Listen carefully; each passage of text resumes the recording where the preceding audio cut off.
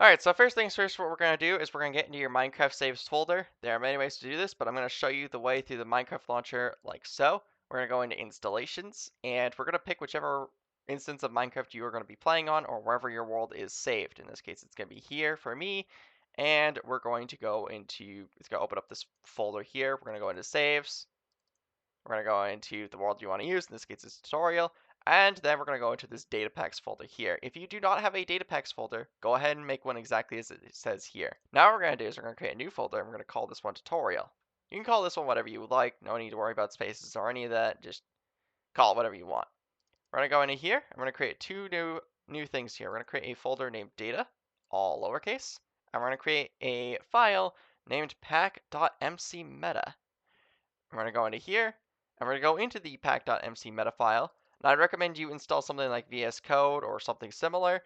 We're going to start things off by opening up with two curly braces. And we're going to type in pack in complete, or in these quotation marks like so, followed by the colon right here.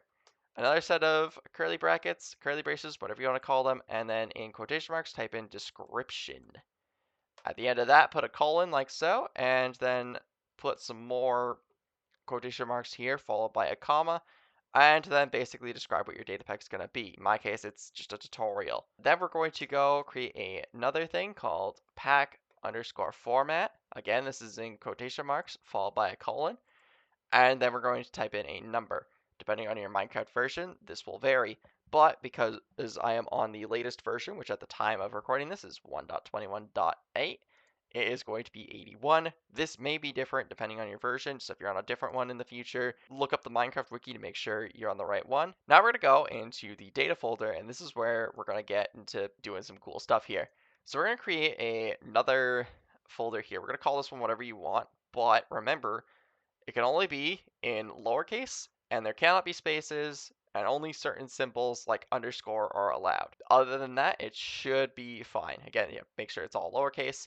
And we're also going to create another folder called Minecraft. We'll get into the Minecraft part later, but we're going to go into the tutorial first. And we're going to create a new folder. We're going to call this one function. We're going to go into here, and we're going to create a new file named, we're going to do spawn_pig.mc function. You want everything to be lowercase, no spaces, none of that. Just keep it simple. We're going to go into here, and we're going to start things off by we're going to do an execute at s, or as at s, run, summon, pig, do. You could just do summon pig like so, but I'm just doing it as execute just because why not? And then we're going to save it.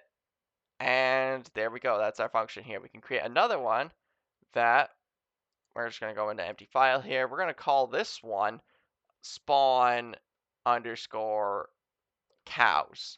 Something I just had to catch is, yeah, I almost forgot to add in the .mc function. It will not work if you don't have that. We're going to go ahead and summon a bunch of cows. We're going to do summon cow, do. And we're going to duplicate this a bunch of times. There we go, just like that. And now we can save it by hitting Control S or Command S, depending on what you're using. And there we go. Now we can just go back out, and we have that set now. Now you can go ahead and go into Minecraft. You're going to go into your world, and we're going to type in /function tutorial spawn cows. And we just spawned in 10 cows like that. Pretty cool, huh? And we can also spawn in the pig. Tutorial spawn pig, like so. There we go. Now we got that set.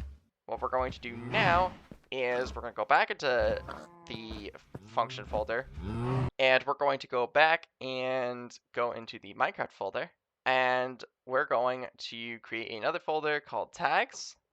We're going to create another folder inside of that called function, and we're going to create a couple of files here. We're going to call this one load.json, JSON, whatever you want to call it. And we're going to do tick.json like so. We're going to go into the load one, and you're going to type in the following. We're going to open it up with curly brackets, and we're going to do values. Again, this should be all in quotation marks, followed by a colon, and then with square brackets, remember that, square brackets, whatever function you want to load, you're going to type that here. So in this case, if I want to do tutorial load underscore text, it would do that. And we will actually be creating another function that does that in a moment. We can copy this, and we're going to go into the tick dot function here. Basically, it's the same thing. It's just all of these are going to be treated as if they're in a repeating command block. So don't use this to summon a bunch of withers. Please don't. I'm going to do tick underscore text like so. If you wanted to add more of these to run, you just put in a comma and then you just add in your function here. That's pretty much set here. I'm going to go create the functions real quick. We're going to create the file named load underscore text dot MC function like so. Let's just do a title at a title data pack loaded. And then we're going to create another one. We're going to do tick underscore text dot MC function. Same thing here. Title at a action bar. Tick data pack works. We're gonna save that, and we're gonna go back into Minecraft, and we're gonna type in /reload. And as you can see here, data pack has been loaded, and the tick data pack works, or whatever we had it, and it works. Awesome. So that's basically it. If you have any questions, anything like that, throw them in the comments. Otherwise, I hope to see you in another one of my videos, and who knows, maybe you might subscribe even. Other than that, I hope you have a great rest of your day. Bye!